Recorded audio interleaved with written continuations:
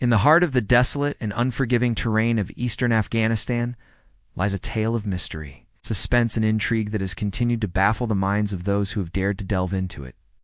It's the story of a missing unit, a unit that vanished without a trace, leaving behind nothing but questions and conspiracy theories. This is the chilling saga of the Green Berets missing in Afghanistan. It was in the year 2007 when a small team of elite soldiers known as the Green Berets were deployed on what seemed like a routine surveillance mission deep into the rugged mountains of Afghanistan. What could possibly go wrong? These men were highly trained, experienced soldiers, and their mission was nothing out of the ordinary, or so it appeared. But as the days passed, the team led by the stoic and resolute Staff Sergeant Daniel L. Pettit went radio silent, failing to return to base as scheduled. The news of their disappearance sent shockwaves through the close-knit Special Forces community. There was concern etched on every face, and hushed whispers filled the corridors of the base. As the sun set on day 2 of the mission, an ominous silence hung heavy in the air. The absence of the Green Berets was no longer a mystery. It had become a crisis. A rescue mission was launched, an urgent race against time to find the missing soldiers before it was too late. Reinforcements arrived at the remote outpost where the Green Berets had set up camp, but what they found was nothing short of eerie. The camp was pristine, untouched, as if the team had vanished into thin air. Supplies were neatly stacked, equipment lay in order, and the helicopters sat parked, their rotors still. There wasn't a sign of a struggle, no indication of an ambush. It was as though the Green Berets had simply disappeared. Amidst the unsettling scene, a glimmer of hope emerged from the most unlikely of places, the team's laptops. They were still running, displaying the Green Berets' final entry into the mountainous region, their coordinates and contact with headquarters lost. The all transmissions ceased abruptly, as if the soldiers had been cut off mid-transmission.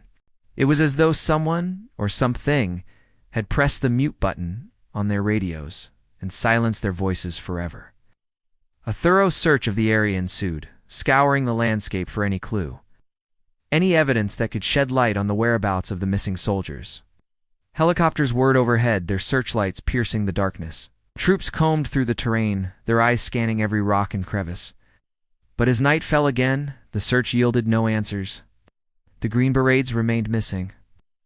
As the days turned into weeks and then months, the mystery deepened.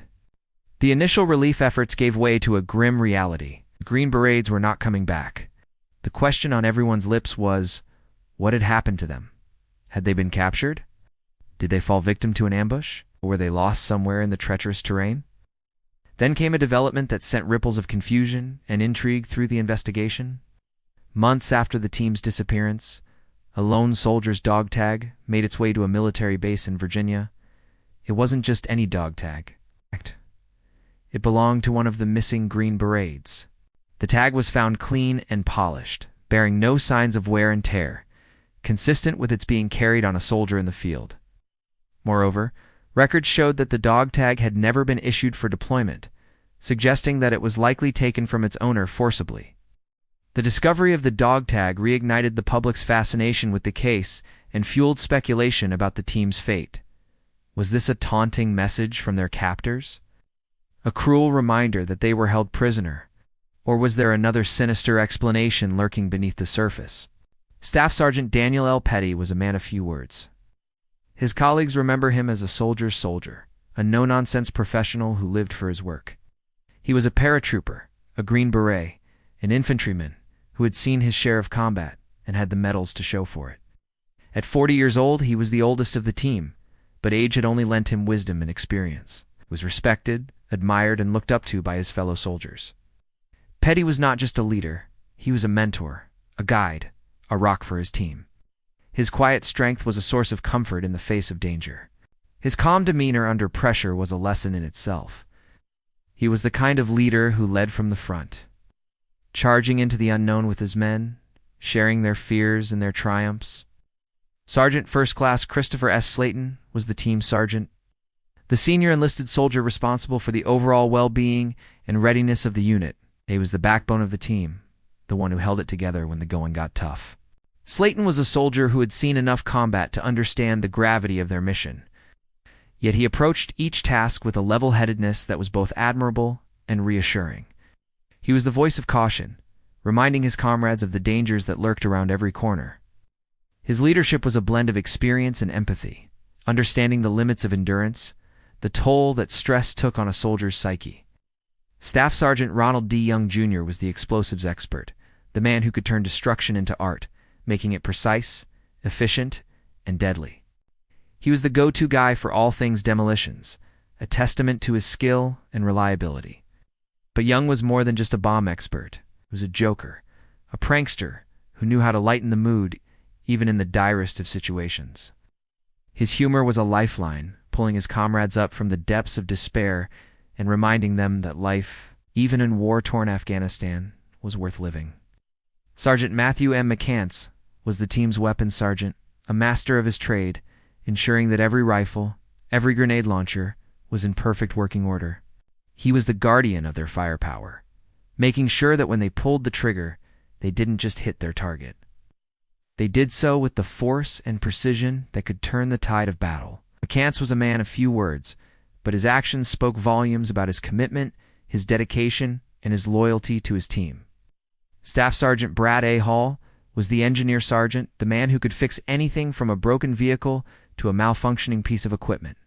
He was the team's Mr. Fix-It, always ready with a wrench in hand to solve whatever mechanical puzzle came his way. Hall was the epitome of resourcefulness, proving that with a bit of ingenuity and sheer determination, even the most complex problems could be solved. Sergeant Marcus L. Sutton was the team medic, a man whose hands were steady, whose reflexes were quick, and whose knowledge of medicine and trauma was vast. He was the healer, the one who patched up wounds, both physical and emotional, and kept their spirits high when the pain was unbearable. Sutton was not just a medic, he was a pillar of strength, a calming presence in the midst of chaos. A reminder that even in the darkest of times, there was always hope for recovery. Sergeant Michael S. Riley was the sniper, the long-range expert whose eyes were sharp, whose aim was true, and whose patience was legendary. He was the silent guardian, always lurking in the shadows, always ready to take out a target before it could take a shot at one of his own.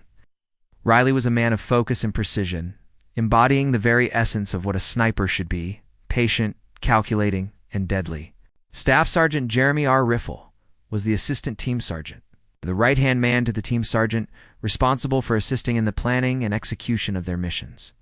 He was the strategist, the one who helped plot their courses, navigate their paths, and make split-second decisions that often meant the difference between success and failure. Riffle was a man of intellect and foresight, always thinking several steps ahead, anticipating potential threats and formulating effective countermeasures. Sergeant David J. Balavia was the team's intelligence sergeant, a man who gathered, analyzed, and disseminated critical information that often proved vital to their operations. He was the eyes and ears of the team, always on the lookout for patterns, anomalies, and insights that could tip the balance in their favor. Balavia was a man of keen observation, a detective in the world of espionage whose every deduction was as sharp and incisive as a honed blade. Staff Sergeant Sean A. Hirschberger was the operations sergeant, the one who coordinated their movements, managed their resources, and ensured that every aspect of their mission was carried out efficiently and effectively.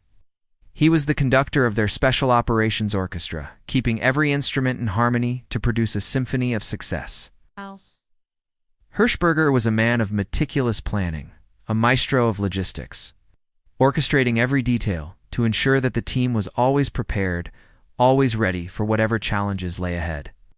Sergeant Andrew B. Byers was the team's surveyor, responsible for creating detailed maps and plans based on their surroundings.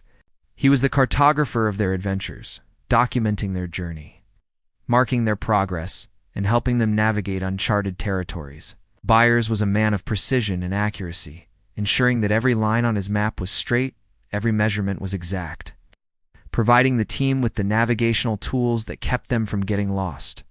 Sergeant Larry B. Johnson was the team chef, the one who whipped up meals in the field, ensuring that his comrades had something hot and nourishing to eat. He was the culinary artist of their unit, transforming basic rations into feasts fit for a king. Johnson understood the importance of a good meal, the way it could boost morale, revive spirits, and fuel their bodies for the arduous tasks that lay ahead.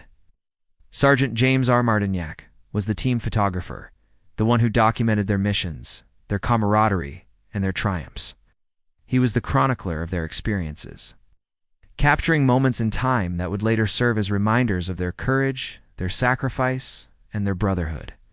Martignac was a man of artistic vision, seeing beauty amidst the chaos, finding moments of reflection amidst the heat of the battle, freezing time with his camera so that the memories could live on. In the end, the truth behind the Green Beret's disappearance remains shrouded in mystery, a haunting enigma that continues to elude definitive answers. Their vanishing act in the treacherous mountains of Afghanistan serves as a stark reminder of the unforgiving nature of war and the elusive grasp of fate. The bravery of these soldiers, their sacrifice, and their dedication in the face of danger will forever be etched in the annals of military history, while their whereabouts may continue to baffle and intrigue. Their spirit and service shall remain a beacon of inspiration for generations to come.